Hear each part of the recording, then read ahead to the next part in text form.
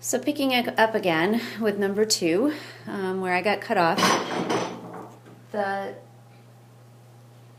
problem has 2 mixed numbers that are being multiplied together.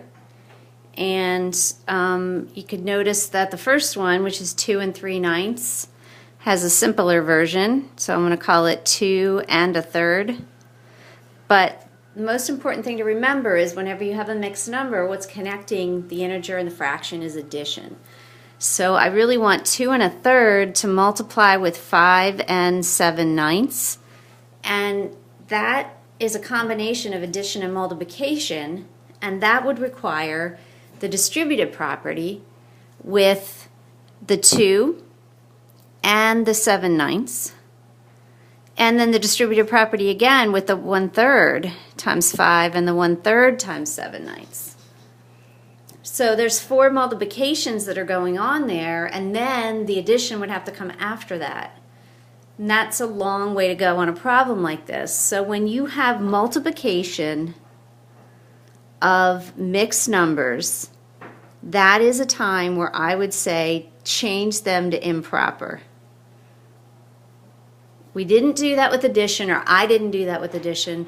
If you're adding mixed numbers, I think it's easier to keep them as mixed numbers, but I'm going to turn this 2 1/3 into 2 times 3 plus 1, which is 7/3, and the 5 7/9, 5 times 9 plus 7, which is 52/9. Before I multiply, I'm just going to make sure, I know 7 and 9 don't have any common factors. 3 and 52 don't either, because 52 is, if you add the digits, 5 plus 2 is 7, and that's not divisible. So I'm just going to go ahead and multiply my numerators, 364, and my denominators, 27, and I'm done.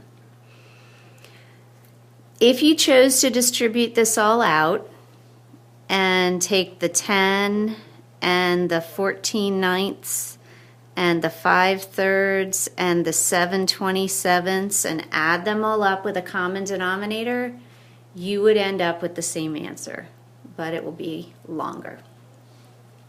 Number 3 is a division of fractions, and so the best way to divide fractions is usually, I would say the best way to divide fractions is to turn it into a multiplication problem, and that would be multiplying by the inverse. And so the first fraction does not change when you do that, but you change the division to multiplication, and then you change the fraction that comes next to its inverse. And that's how you could turn division into multiplication so that you could solve it. And then the 2 and the 12 can be examined for common factors. Divide out the 2, divide out the 2, which will leave you with 6. And then 1 down here. Divide out a 5 from 15 and 25. So that'll give you a 5 down here and a 3 here when you divide 5 from each of those. And now we can go right ahead and multiply 6 times 3, which is 18, 5 times 1, which is 5, and we're done. For number 4, it's probably just as easy to multiply it the way it is, and that would be 60 times a half, which is 30.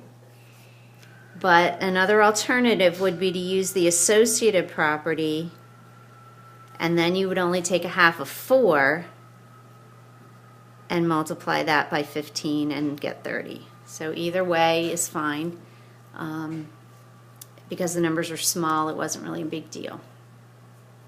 For number 5, it is a big deal. If you choose to do it the way it's written on the quiz, you will end up with a much more complicated problem and a lot longer solution, and that's going to take time away from other problems. So you want to really think about, when you have 4 things that are being multiplied up, just because I put the parentheses where I did, since it's multiplication all the way through, you can move them around and you can change the order of the things that I wrote there.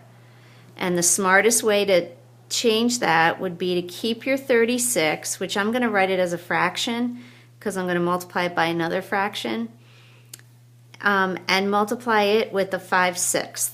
The reason that's the best idea is the 6 can divide into that 36 and you'll have some simplification here that you would not have here.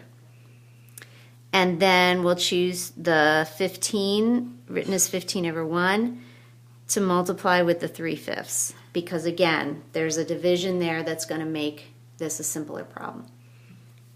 So now as I look at the 36 and the 6, I'll divide out a 6 from the 6 and a 6 from the 36 before I multiply my numerators and my denominators and get 30/1, which I'm going to turn into the number 30.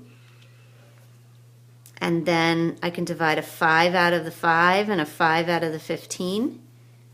And 3 times 3 over 1 times 1, that's 9. And the way that I used associative and commutative made that problem a lot simpler. Final problem is a division of fractions again, just like number 3. Not written like number 3 though. This is your division line right here. So this problem says take 2/15 and divide it by 4/25. And so if I'm going to do that, I want to then make one more change, 2/15 times 25/4. Turning my division into a multiplication, and then I can look on the diagonals and look for common factors to divide out. So there's a 2 on the extremes diagonal, these two, and there's a 5 that I can divide out with the 15 and the 25, that common factor. So that'll turn 15 into 3 and 25 into 5. And now I multiply my numerators, multiply by denominators, and I'm done. So that is section 6.3. You have a worksheet on Angel, and I'm also going to send it in the email to do, and that will be due on Wednesday. So I want to see your 6.2 day 2 and your 6.3 worksheets on Wednesday. We'll go over any questions on that, and we will have the quiz at the end of the period on Wednesday.